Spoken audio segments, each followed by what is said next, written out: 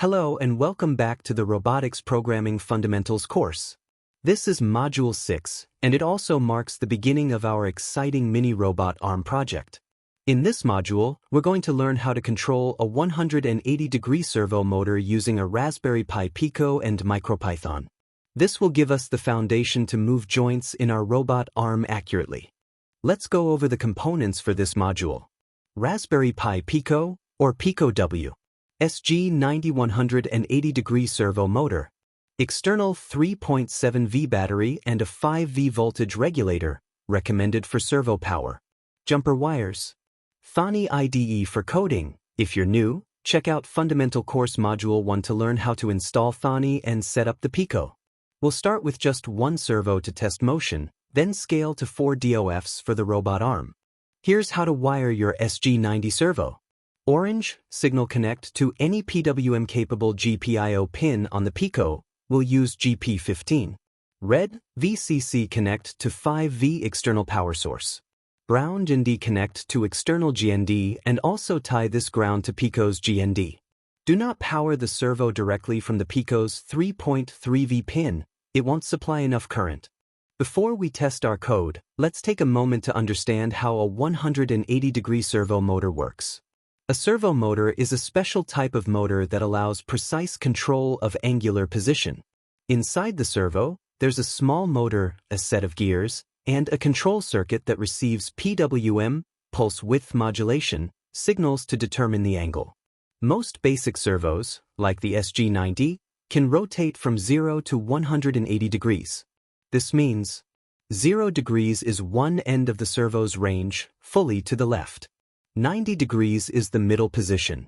180 degrees is the other end, fully to the right. Servo motors are controlled by the length of the PWM signal pulse sent to their signal wire.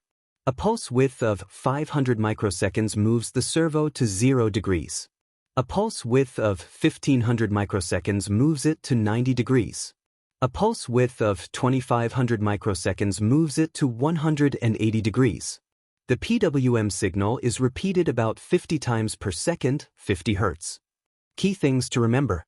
Servos expect a constant PWM signal to hold their position. If the signal stops, the servo may go limp. Never force the servo by hand. It can damage the gears inside. Use external power, like a 5V battery, when driving servo motors, since they draw more current than what the Pico can safely supply. With this background, let's move on and test how to send angle commands to the servo using MicroPython. Let's open Thonny IDE and write some MicroPython code to move the servo. We configure the PWM output on GP15 at 50 Hz, which is the standard frequency for most hobby servo motors. Instead of using raw duty cycle values directly, we define a function that converts microsecond pulse widths to the appropriate 16-bit PWM duty values. Servo motors use pulse widths ranging from about 500 microseconds, 0 degrees, to 2500 microseconds, 180 degrees. We use this to define another function that accepts angles in degrees and maps them to microseconds automatically. Now, using move_servo_angle, we can easily control the servo with familiar degree values. This is perfect for basic motion, and we'll later apply this function to all the robot arm joints. By the end of this module, you should understand how to connect and power an SG90 servo safely, how to configure a PWM pin on the Pico in MicroPython, how to map servo angles to duty cycles, how to create and call custom functions in MicroPython. This module is essential because every joint in your robot arm will use this same technique. Thanks for watching Module 6 of the Robotics Fundamentals course. You've now got your first servo moving. Great job! In the next module, we'll learn how to control multiple servo motors, each corresponding to a joint on our robot arm. Make sure to subscribe and check out the full playlist to keep building your robotic skills. See you in the next video.